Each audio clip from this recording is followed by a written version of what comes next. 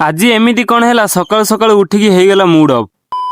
ମୁଁ ରୁହେ ତାମିଲନାଡୁରେ। ଆଜି ମୁଁ ସକାଳୁ ସକାଳୁ ଉଠି ମୋବାଇଲ ଦେଖିଲା ବେଳକୁ ମୋର ଇନଷ୍ଟାରେ 4000 ଫଲୋଅର୍ସ କମ୍ପ୍ଲିଟ ହେଇଯାଇଛନ୍ତି। ଆଉ ମତେ ବହୁତ ହି ଖୁସି ଲାଗିଲା। ଆଉ ଏସବୁ କେବଳ ଆପଣ ମାନଙ୍କ ପାଇଁ ସମ୍ଭବ ହେଇପାରିଛି। ଖୁସି ତ ମତେ ଲାଗୁଥିଲା, କିନ୍ତୁ ତାପରେ ମୁଁ ଗୋଟେ ଭିଡିଓ ଦେଖିଲି ଯେ ବାଂଲାଦେଶରେ ଗୋଟେ ଆମ ହିନ୍ଦୁ ଶ୍ରମିକ ଦୀପୁ ଭାଇନାଙ୍କୁ ମାଡ ମାରି ଜିଅନ୍ତା ଜାଳି ଦିଆଯାଇଛି। ଆଉ ଏଇ ବାଂଲାଦେଶୀ ମାନଙ୍କୁ କଣ କରିବା ଦରକାର ଟିକେ କମେଣ୍ଟ ମାଧ୍ୟମରେ ନିଶ୍ଚୟ ଜଣେଇବେ। ଯେହେତୁ ଆମର ଆଜି କ୍ରିକେଟ ମ୍ୟାଚ୍ ଥିଲା, ମୁଁ ରେଡି ହେଇକି ବାହାରି ଗଲି ମ୍ୟାଚ୍ ଖେଳିବାକୁ। ଆଉ ମୁଁ ଗ୍ରାଉଣ୍ଡକୁ ଯିବା ସମୟରେ ଆମ ଟିମ୍ ପିଲାମାନେ ଦେଖା ହେଲା, ଆମେ ସାଙ୍ଗ ହେଇକି ଚାଲିଲୁ ଗ୍ରାଉଣ୍ଡକୁ। ଆଉ ଗ୍ରାଉଣ୍ଡରେ ପହଞ୍ଚିକି ଦେଖିଲା ବେଳକୁ ଆମ ପିଚ୍ ରେ ମ୍ୟାଟ୍ ପଡୁଥିଲା, କାହିଁକି ନା ଆମ ପିଚ୍ ଟିକେ ଖରାପ ଥିଲା। ଆଉ ଏପଟେ ଦେଖିଲା ବେଳକୁ ଆମ କମ୍ପାନୀ ତରଫରୁ ଆମ ଖେଳ ପାଇଁ ଗୋଟେ ବ୍ୟାନର ଲାଗିଥିଲା, ଆଉ ସେଇଠି ସମସ୍ତେ ଛିଡା ହେଇକି ଫଟୋ ଉଠଉଥିଲେ। ଆଉ ତାପରେ ଆମର ଟସ୍ ପଡିଯାଇଥିଲା। ଆମ କ୍ୟାପ୍ଟେନ ଟସ୍ ୱିନ୍ କରି ପ୍ରଥମେ ବୋଲିଂ କରିବା ପାଇଁ କହିଲା। ଆଉ ଆମ ବୋଲିଂ ଟାଇମ୍ ରେ ତ ଭିଡିଓ କରିନଥିଲା, କିନ୍ତୁ ଆମ ବ୍ୟାଟିଂ ଟାଇମ୍ ରେ ଆମ ବ୍ୟାଟ୍ସମ୍ୟାନ ମାନେ ଖାଲି ମୋ କ୍ୟାମେରା ଆଡିକି ହିଁ ବଲ୍ ମାରୁଥିଲେ। ଆଉ ଏମିତି ଛକା ଚାରି ମାରୁଥିଲେ, ଆମ ପିଲାମାନେ ଖାଲି ବାଉଣ୍ଡ୍ରି ବାହାରେ ରହିକି କ୍ୟାଚ୍ ଧରୁଥିଲେ।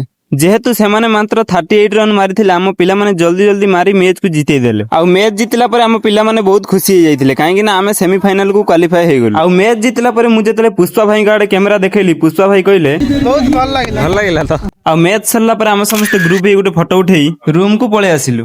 ଯେହେତୁ ସବୁ ସଣ୍ଡେ ପରି ଏ ସଣ୍ଡେ ବି ମୋର ଡ୍ୟୁଟି ଥିଲା, ଆଉ ମୁଁ ପଞ୍ଚିଂ ମାରି ଖେଳିବାକୁ ଯାଇଥିଲି। ଖେଳ ସରିଲା ପରେ ମୁଁ ଡ୍ୟୁଟି ପଳେଇ ଆସିଲି। 9 ଘଣ୍ଟା କାମ କରିସାରିଲା ପରେ ଡ୍ୟୁଟି ଛୁଟି ହେଇଯାଇଥିଲା, ଆଉ ତାପରେ ମୁଁ ପଳେଇ ଆସିଥିଲି ରୁମକୁ ଆସିଲା ପରେ ମୁଁ ପ୍ରଥମେ ଗାଧେଇକି ପଳେଇ ଆସିଲି। ଆଉ ତାପରେ ମୁଁ ପୁରାପୁରି ରେଡି ହେଇଯାଇଥିଲି। କିଛି ସମୟ ପରେ ଆଦି ବି ଆସି ସାରିଥିଲା, ଆଉ ଆମେ ଦି ଜଣ ମିଶି ଖାଇବାକୁ ପଳେଇଲୁ। ଆଉ କ୍ୟାଣ୍ଟିନ ରେ ପହଞ୍ଚି ରୁଟି ଆଳୁ ଚଣା ତରକାରୀ ଖାଇଦେଇ ପଳେଇ ଆସିଲୁ। ଆଉ ଯଦି ଭିଡିଓଟି ଭଲ ଲାଗିଥିବ ଗୋଟେ ଲାଇକ୍ କରିବେ। ରହିଲି, ଜୟ ଜଗନ୍ନାଥ।